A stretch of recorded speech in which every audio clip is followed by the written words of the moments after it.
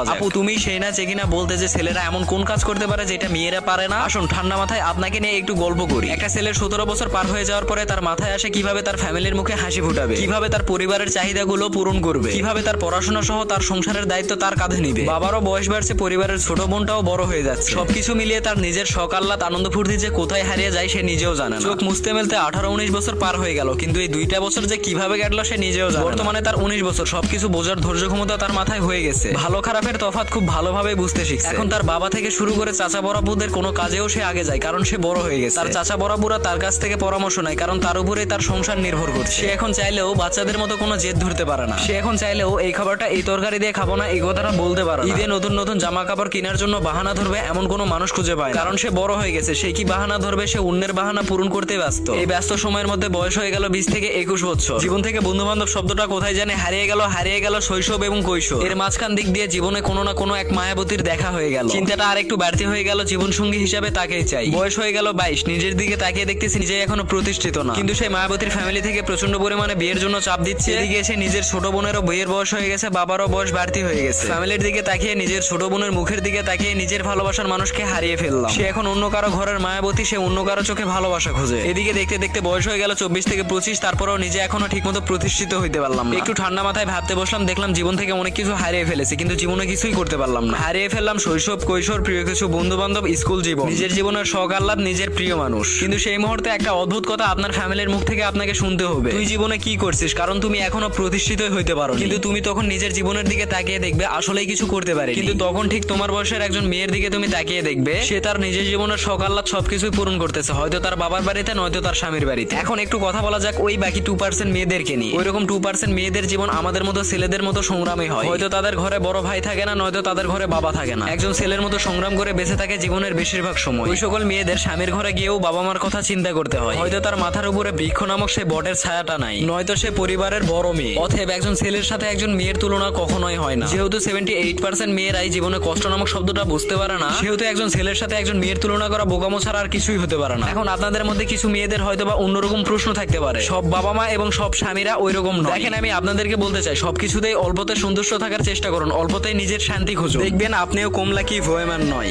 what ever পুরো